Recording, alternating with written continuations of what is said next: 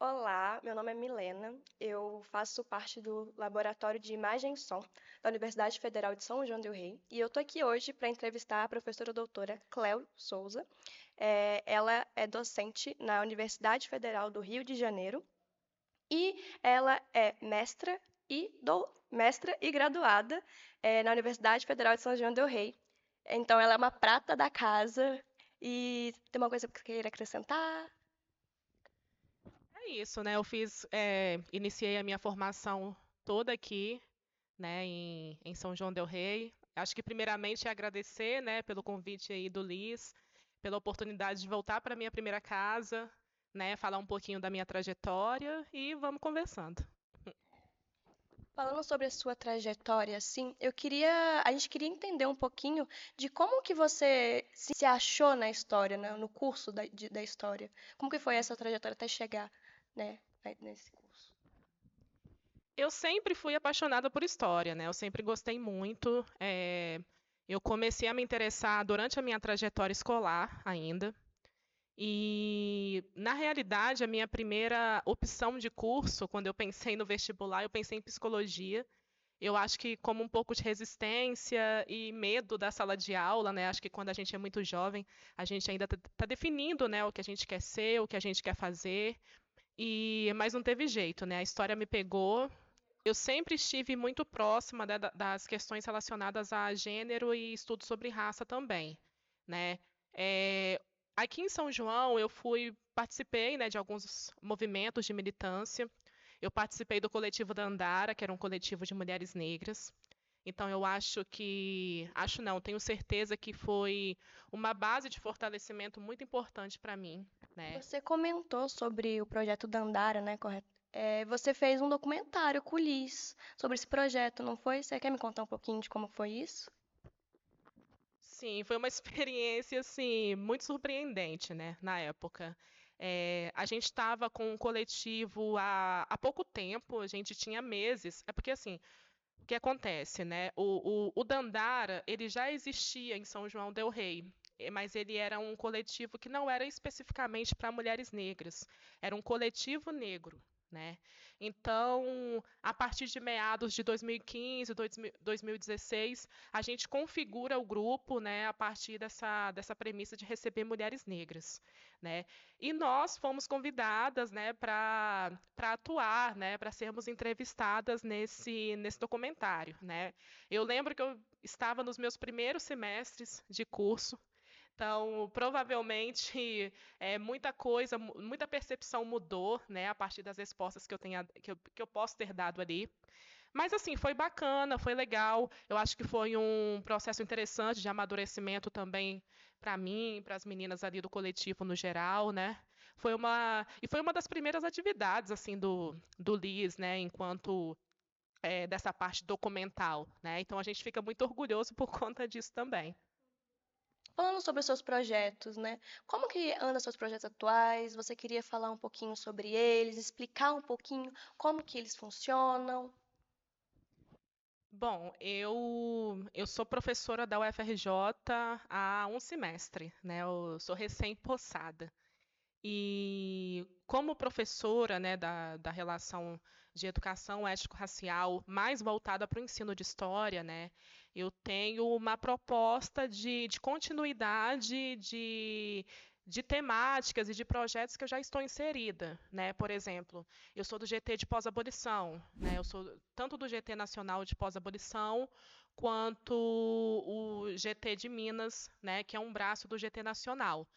E como pesquisadora do pós-abolição também, né, eu procuro mobilizar a perspectiva étnico-racial, principalmente a partir da temática do pós-abolição. A minha pretensão é tocar projetos, né, envolvendo essa temática, com uma ligação com a educação básica também, né, porque como professora de ensino de história, isso é essencial. E eu sou pesquisadora também do projeto Passados Presentes, né, que é um projeto grande, né, que está sendo construído aqui em Minas, né, que tem a coordenação da professora Hebe Matos, do professor João Paulo Lopes, né, e é um projeto amplo com diversos pesquisadores, né, que tem tem proposto, né, uma reconstrução, uma busca, né, das memórias e dos patrimônios afro-indígenas aqui em Minas Gerais.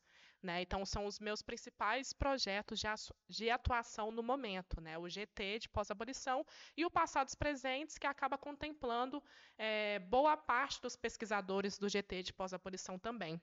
Então, os projetos que eu quero desenvolver, né, no ensino superior têm uma relação tanto com esses projetos de pesquisa, tanto quanto a vontade, né, de continuar trabalhando de alguma forma com o ensino básico, com a pesquisa voltada na perspectiva do ensino básico também.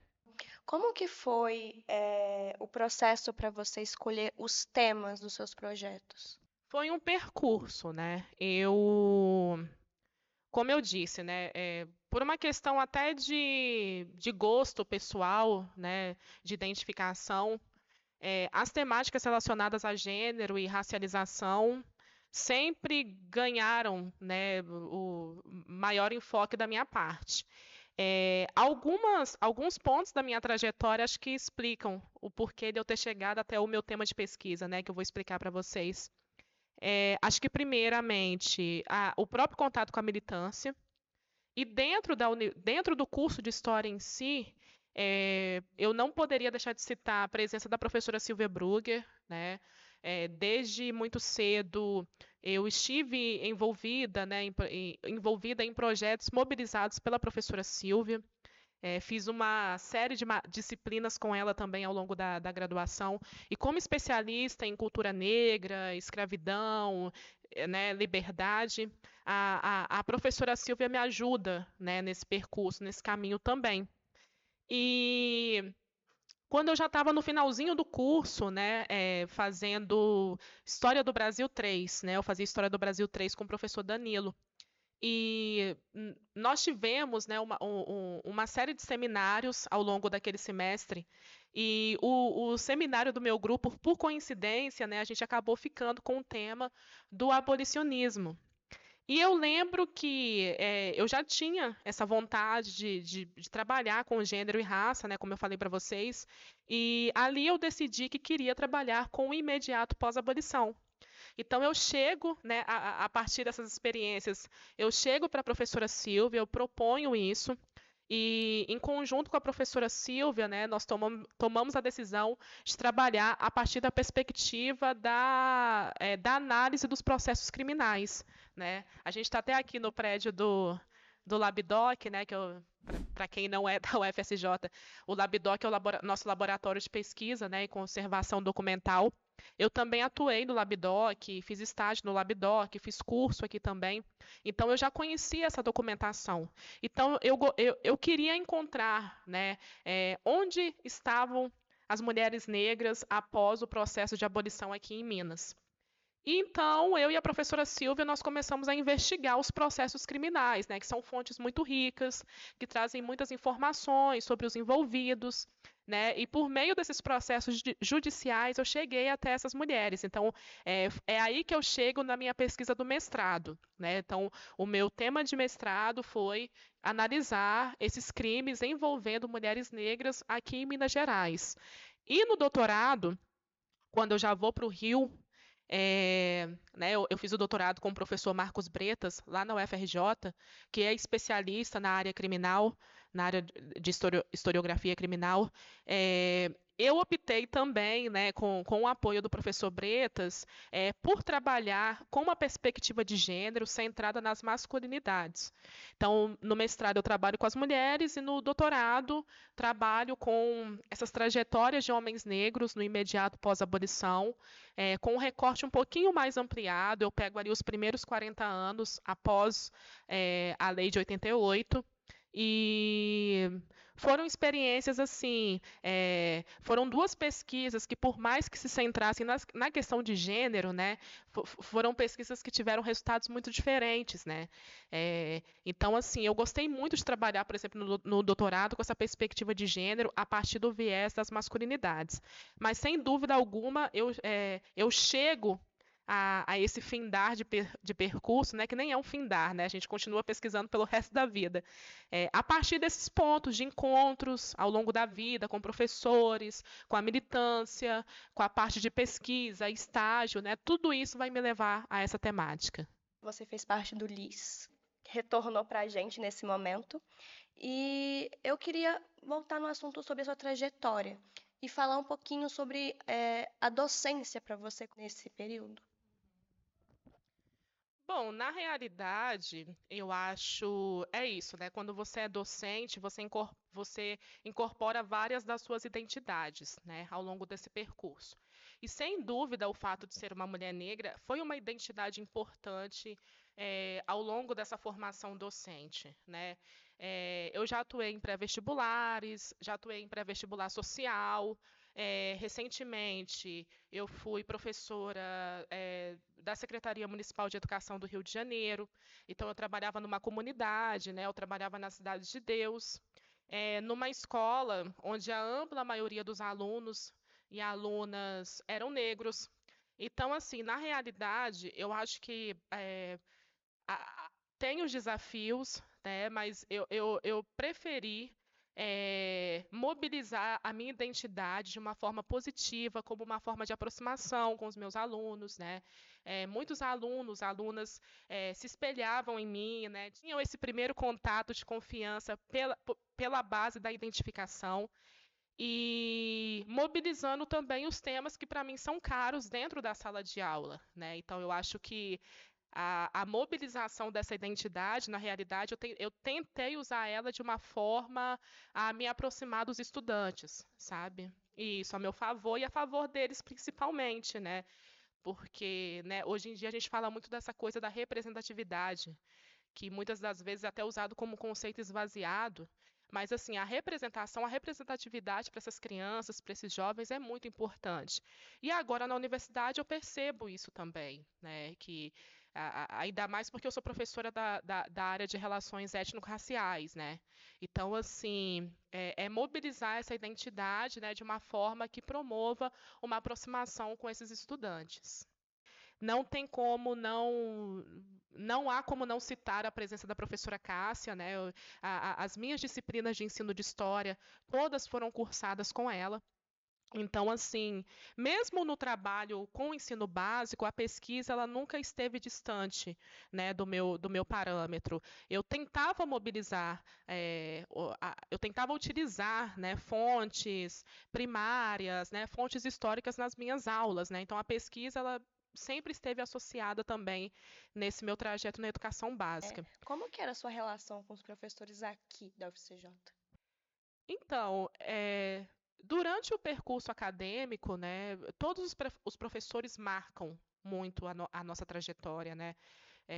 Seria injustiça até não dizer isso, né? Todas as aulas, todas as disciplinas, elas trazem uma memória afetiva, uma memória científica também muito forte, mas alguns se tornaram mais próximos, né? Como é o caso da própria professora Silvia, a Silvia Brugger, que eu já citei.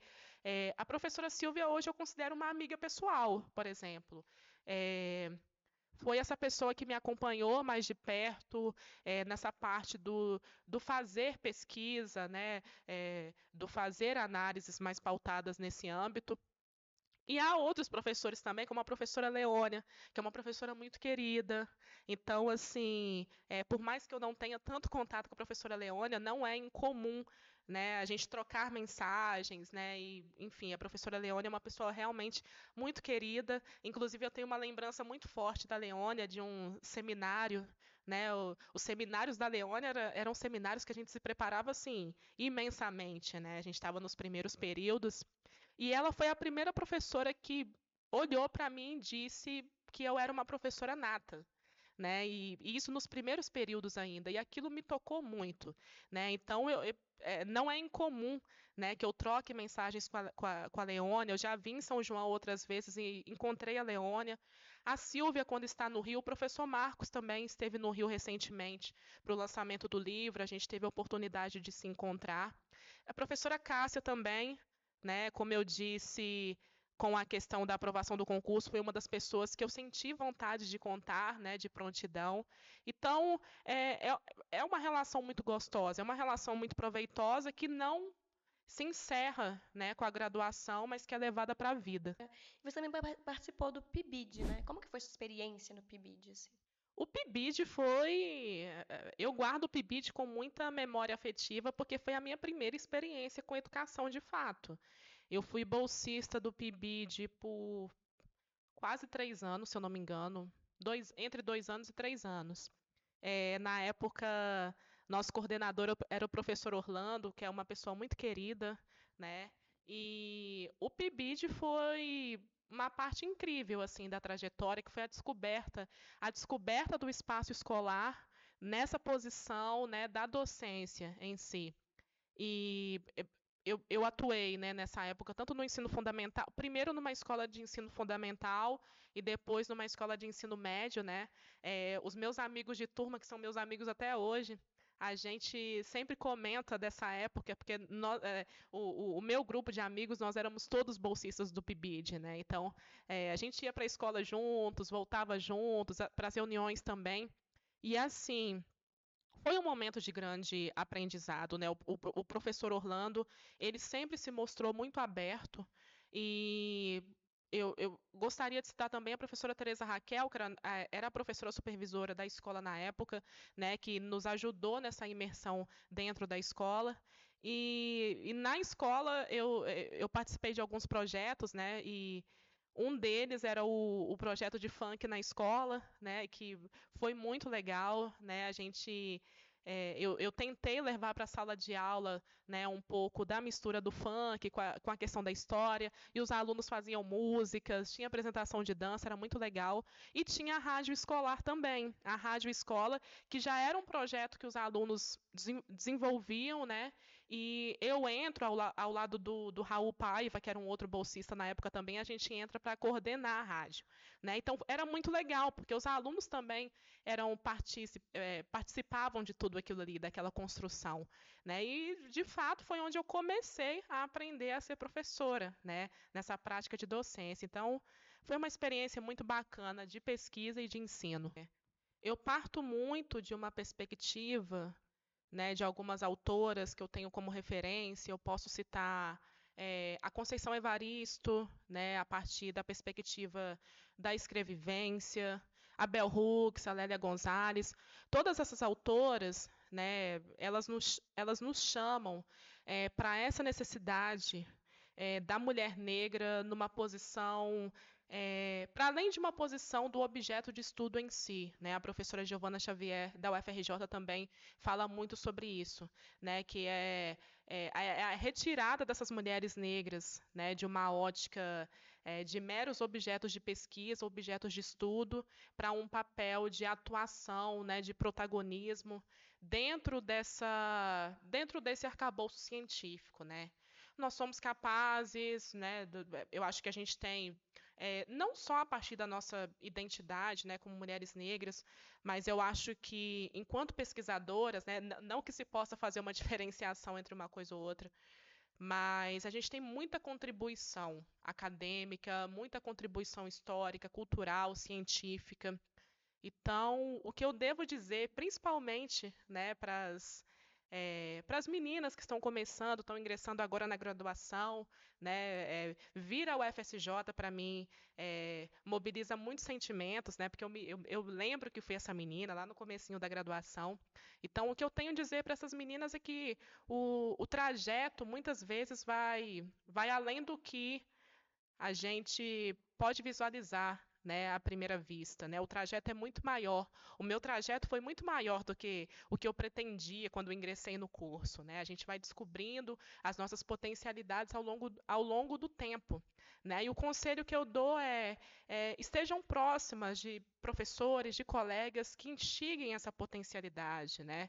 Procurem ler autores e autoras negras, né? Além dos autores que são indicados dentro do currículo acadêmico, né, usual. Procure isso tudo e de certa forma, acredite na sua potencialidade, né? Porque, com certeza, é, com certeza o universo da pesquisa e da docência tem muito a aprender com mulheres como nós. Eu quero agradecer imensamente por você aceitar estar aqui hoje fazendo essa entrevista, falar um pouco da sua experiência, da sua trajetória. Imensamente gratificante estar aqui do seu lado.